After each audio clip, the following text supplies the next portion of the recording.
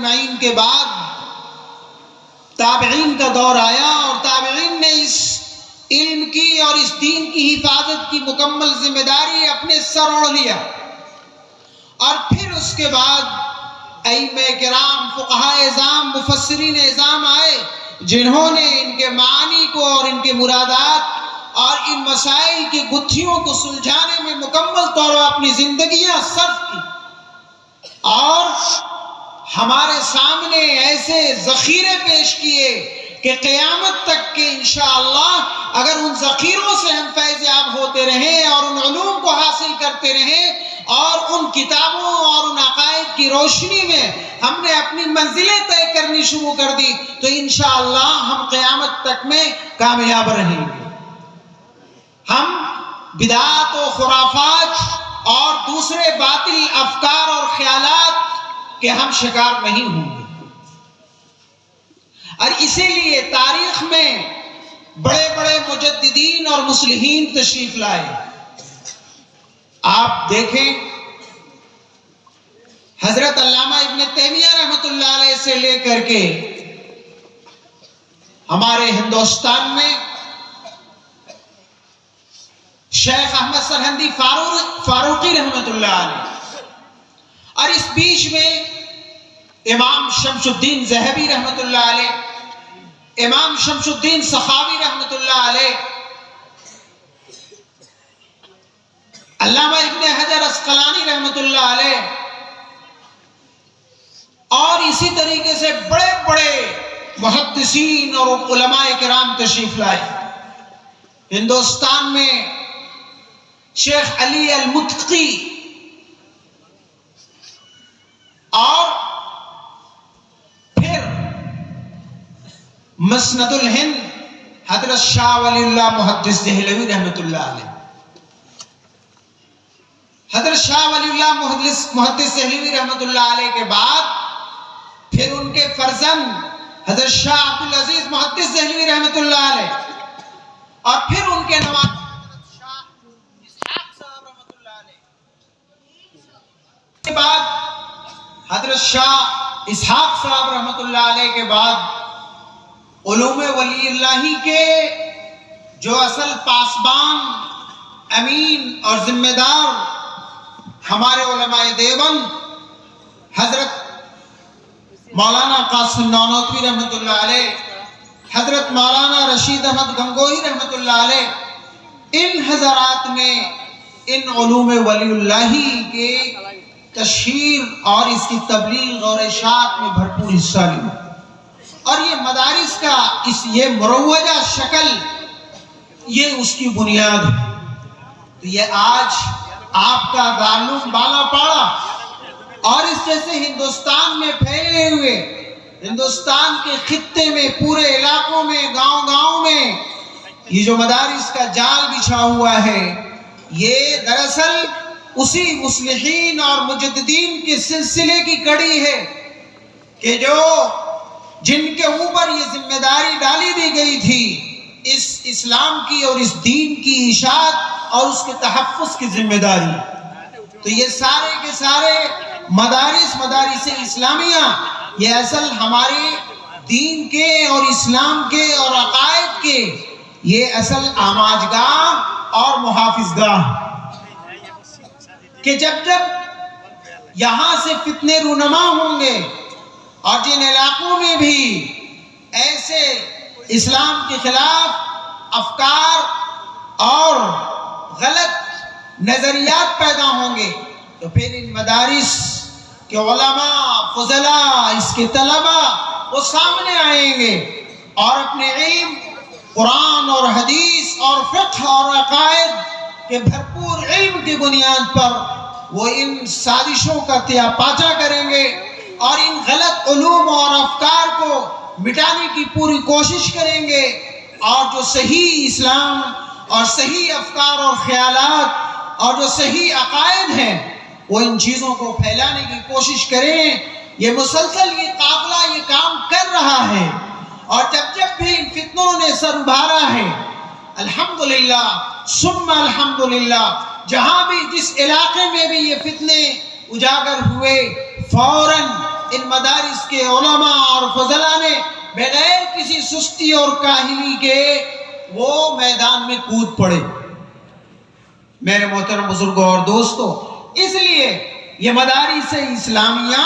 یہ اصل جو اِنَّا نَحْنُ نَزَّلْنَا الذِّكْرَ وَإِنَّا لَهُ لَحَافِظُونَ، اللہ رب العزت نے جو حفاظت کے اسباب اور ذرائع بنائے ہیں، یہ اس میں اہم ذرائع اور اسباب ہیں اسلام کی حفاظت کے۔ اسی لیے ہمارے مدارس اسلامیہ اسلام کے یہ مضبوط قلعے ہیں، یہ دین کی چھاونیاں ہیں کہ جہاں اسلام کی جو صحیح افکار اور خیالات ہیں اس کی ترویج اور اشاعت ہوتی ہے۔ اور امت کو جب کسی موڑ پر قیادت کی، رہنمائی کی، لیڈرشپ کی ضرورت ہوتی ہے، الحمدللہ یہی مدارس کے فضلاء وہ میدان میں آگے آتے ہیں جو اپنے ساتھ قرآن اور حدیث اور صحیح عقائد کا علوم رکھتے ہیں، اور صحیح معنوں میں علوم نبوی کے امین اور پاسبان اور مصلحین اور مجددین کے جو علوم کے اور ان کے افکار اور خیالات کے صحیح وارث اور جانشین ہیں۔ یہ نہ صرف قرآن اور حدیث کے پڑھنے اور پڑھانے میں مشغول ہیں، بلکہ امت کے جتنے بھی مسائل ہیں ان کو حل کرنے میں پیش اور آگے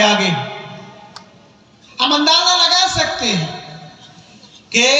ان مدارس کے علماء اور فضلاء نے ہر محاذ پر اپنی ایک ٹیم تیار کی ہے، ہر محاذ پر لوگوں کو ایسے مخلص اور ایسے باصلاحیت افراد کو کھڑا کیا ہے، چاہے جمعیت علماء کے پلیٹ فارم سے ہو، دین کی حفاظت، ملت کی حفاظت اور سماجی اور معاشرتی جو ہمارے مسائل ہیں ان کے حل کو ڈھونڈنے کے لیے آج میدان میں اگر ہیں تو اگر دیکھا جائے تو بغیر کسی چیز کی پرواہ کیے ہوئے وہ مخلصانہ طور پر یہی علماء اور فضلاء اور آپ کی جماعت کے لوگ ہیں۔ اور اگر ہم اس سے آگے بڑھ کر کے بھی کہیں تو یہ کوئی مبالغہ نہیں ہوگا کہ اگر عصری علوم کی ترویج اور اشاعت میں اور امت کی قیادت اور رہنمائی کے سلسلے میں اور لوگوں کو صحیح لیڈرشپ دینے کے سلسلے میں اور قوم کے اوپر جو جہالت، ناخواندگی، illiteracy، ignorance اور یہ جو بد تہذیبی اور جو ہماری اقتصادی اور سماجی اور تعلیمی پسماندگی ہے اس کا دھبے کو ختم کرنے کے لیے اگر کوئی سماج میں کام کرنے والا ہے تو میں دعوے کے ساتھ کہہ سکتا ہوں کہ یہ علماء کرام کی جماعت ہے، یہ انہی علوم کے پڑھنے پڑھانے والے، قرآن اور حدیث کے علم حاصل کرنے والے اور انہی مضبوط قلعوں میں پلنے والے علماء کرام۔ آپ اندازہ لگا سکتے ہیں کہ آپ حضرت مولانا غلام احمد مستانوی دامت برکاتہم جو خادم القرآن ہیں، آپ نے ان کا نام نامی سنا ہے۔ انہوں نے قرآن اور حدیث کی خدمت کے ساتھ ساتھ اس وقت میڈیکل یا اسی طریقے سے ٹیکنیکل جو علوم ہیں ان کے جو پروموشن اور اس کی ترویج اور اشاعت کے سلسلے میں انہوں نے جو کام شروع کیا ہے وہ ناقابل فراموش خدمت۔ اور آپ نے نام سنا ہوگا محسن ملت حضرت مولانا ولی رحمانی رحمہ اللہ کا، کہ جنہوں نے رحمانی فاؤنڈیشن قائم کرنے کے بعد قوم کے ایسے بچے جن کو کبھی خواب و خیال میں نہیں تھا کہ وہ ڈاکٹر بن سکتے ہیں اور وہ صحیح IITN بن سکتے ہیں، انجینئرنگ میں وہ اپنا اونچا مقام قائم کر سکتے ہیں اور ماڈرن ایجوکیشن میں وہ نمبر 1 کے بن سکتے ہیں، انہوں نے یہ بنیادیں فراہم کی اور الحمدللہ قوم کا ایک بہت بڑا طبقہ اس سے فیضیاب ہو رہا ہے۔ اور آپ کے اس پروگرام میں آپ کے سب کے جانے اور پہچانے حضرت مولانا بدر الدین اجمل صاحب دامت برکاتہم، جنہوں نے اس وقت پوری دنیا میں ان سماجی اور عصری اور ملی رہنمائی کے سلسلے میں دنیا میں ان کو ایک مقام حاصل ہے. انہوں نے medical science, administration, IAS IPS اور اسی طریقے سے دوسرے ایڈمنسٹریٹو سروسز میں اپنے قوم کے بچوں کو میدان میں لانے اور ان کے اونچے مرتبوں پر فائز کرنے اور کی پوسٹ کو حاصل کرانے میں جو کوششیں انہوں نے کی ہیں اور اب تک کے جو اچیومنٹس ہیں، آج پورے ہندوستان میں ان کا ڈنکا بج رہا ہے. تو میں یہ کہہ سکتا ہوں کہ صرف یہی 3 لوگ نہیں ہیں، بلکہ آپ آگے بڑھیں اور آپ نے نام سنا ہوگا علی گڑھ مسلم یونیورسٹی کا، جس کا پرانا نام مدرسۃ العلوم ہے. اس کے قائم کرنے والے وہ بھی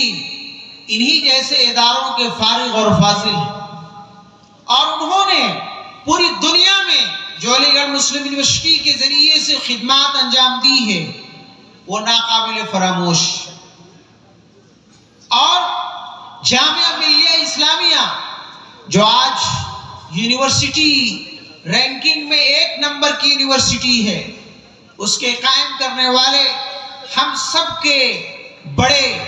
حضرت مولانا محمود حسن دیوبندی رحمت اللہ علیہ، جنہیں ہم شیخ الہند رحمت اللہ علیہ کے نام سے جانتے ہیں، اس کی بنیاد اور اس کی نیو ڈالنے والے حضرت شیخ الہند رحمت اللہ علیہ. اور کتنا گناؤں، بڑی لمبی فہرست ہے کہ آج ان تمام میدانوں میں اور ان تمام فیلڈ میں اور ان تمام محاذوں پر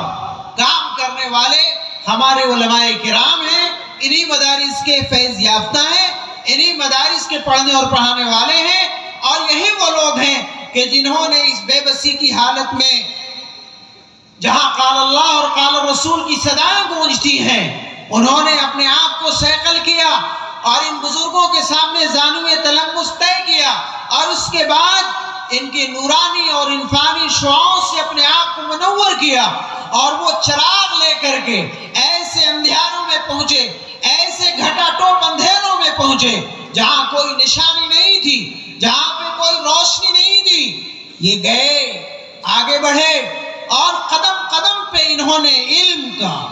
اور شکھا اور ایجوکیشن کی دیپ جلائے، اور آج ہر گاؤں کے اندر یہ علم کی شمع جو روشن ہے اور یہ وگیان کا اور شکھا کی جو دیپ جل رہی ہے، میں سمجھتا ہوں کہ انہی علماء کرام کی خدمات اور انہی علماء کرام کی قربانیوں کا یہ نتیجہ. اس لیے میرے بزرگوں اور دوستو، ہم ان مدرسوں کو حقیر نہ سمجھیں، بلکہ یہ صحیح معنوں میں یہ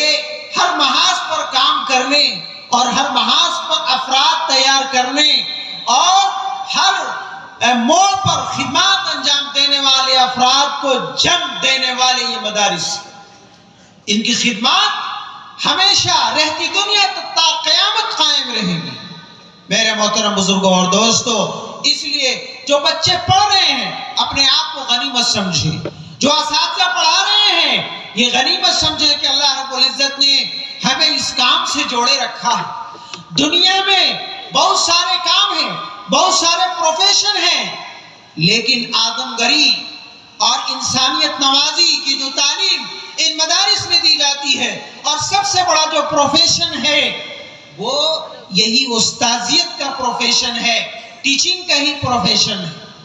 اور آپ لوگوں کو خوش ہونا چاہیے کہ جناب محمد رسول اللہ صلی اللہ علیہ وسلم نے خود اپنے بارے میں جو تعارف پیش کیا کہ اللہ رب العزت نے مجھے استاد اور ٹیچر بنا کر بھیجا گیا ہے. تو سب سے بڑا یہ ہمارے لیے سرمایہ افتخار حضور اکرم صلی اللہ علیہ وسلم کی شخصیت ہے کہ آپ بھی اسی پیشے سے جڑے ہوئے ہیں جس پیشے سے جناب محمد رسول اللہ صلی اللہ علیہ وسلم جڑے ہوئے ہیں. اور دنیا میں چاہے کوئی ڈاکٹر ہو، کوئی انجینئر ہو، کوئی ایڈمنسٹریٹو آفیسر ہو، ان کی یہ عزتیں بس اپنے چیمبر تک یا جب تک کہ وہ ڈیوٹی میں اس وقت تک ہے، اس کے بعد وہ عزت اور احترام اور عظمت لوگوں کے دلوں میں قائم نہیں ہے، جو عزت اور احترام کے ان بوریہ نشینوں اور مسند حدیث اور مسند مکتب میں فائز ہمارے اساتذہ کرام اور علماء کرام کا ہے کہ آخر دم تک بافیض جو شاگرد ہیں وہ اپنے سینوں میں ان کے احترام اور ان کی عظمت اور کا جو جذبہ ہے ان کے اندر معجزن ہوتا ہے۔ آپ ایک چھوٹا سا گھٹنا میں بیان کرتا ہوں۔ آپ نے بادشاہ ہارون رشید کا نام سنا ہوگا۔ بادشاہ ہارون رشید ایک مرتبہ اپنے بچوں کو لے کر جمعہ کی نماز پڑھنے کے لیے گئے۔ جمعہ کی نماز میں ان بچوں کے استاد بھی تھے۔ بچوں نے، بادشاہ ہارون رشید کے بچے، وہ دوڑ کر اپنے استاد کے جوتے اٹھانے لگے۔ یہ دونوں بچے آپس میں مقابلہ کرنے لگے کہ کون کس جوتے کو سب سے پہلے اٹھائے گا۔ ان لوگوں میں مقابلہ ہو گیا اور بادشاہ ہارون رشید وہ دیکھ رہا ہے، واہ، مجھے چھوڑ کر کے، میں بادشاہ وقت ہوں اور مجھے چھوڑ کر کے یہ ایک عام معمولی انسان کے جوتے اٹھانے کے لیے یہ دوڑ پڑ رہے، آخر کیا بات؟ سمجھ میں آ گیا کہ یہ ان کے استاد ہیں اور بادشاہ وقت کے مقابلے میں استاد کی جو تعظیم اور اس کا احترام وہ سب سے زیادہ ہے۔ چنانچہ ہارون رشید نے اس استاد کو اپنے دربار میں بلایا اور بلانے کے بعد پوچھا کہ میں آپ سے ایک سوال کرنا چاہتا ہوں۔ انہوں نے کہا اچھی بات ہے، کیا سوال ہے بتلائیے۔ کہا کہ اس روئے زمین پر اس وقت سب سے زیادہ محترم، سب سے زیادہ ریسپیکٹڈ اور سب سے زیادہ آنریبل کون ویکتی ہے، کون شخص؟ استاد صاحب نے کہا کہ اس وقت تو روئے زمین پر سب سے زیادہ محترم بادشاہ سلامت ہے۔ بادشاہ نے کہا جی نہیں، اس وقت سب سے زیادہ محترم اور باعظمت شخصیت استاد آپ ہیں، کیونکہ میں نے دیکھا اپنے بچوں کو جو بادشاہ کے لڑکے ہیں، شاہی دربار میں ان کی پرورش اور ان کی لالن اور پالن ہوتی ہے، ہر قسم کی نعمتیں ان کو حاصل ہیں، لیکن آپ جیسے معمولی انسان کے جوتے کو اٹھانے کے لیے یہ دوڑ پڑے۔ تو اسے پتہ چلتا ہے کہ دنیا میں اگر سب سے بڑا کوئی محترم اور باعظمت ہے تو وہ اساتذہ کرام ہیں۔ اس لیے اساتذہ کرام ہم اپنی خدمت کو معمولی نہ سمجھیں، بلکہ سب سے زیادہ محترم اور سب سے زیادہ یہ باعظمت خدمت ہے، اور اللہ کا شکریہ ادا کریں کہ اللہ نے ہم سب لوگوں کو اس کام میں لگایا ہے۔ وآخر دعوانا ان الحمدللہ۔ বালাপাড়া মাদ্রাসা প্রতিযোগিতাত মুকলি হওয়া হয়েছে, বক্তব্য রাখেন, বহুত বঢ়িয়া লাগছে। এখন আজান হবে, আজান বালাপাড়া পরে নামাজ হবে, আবার নামাজ বাদে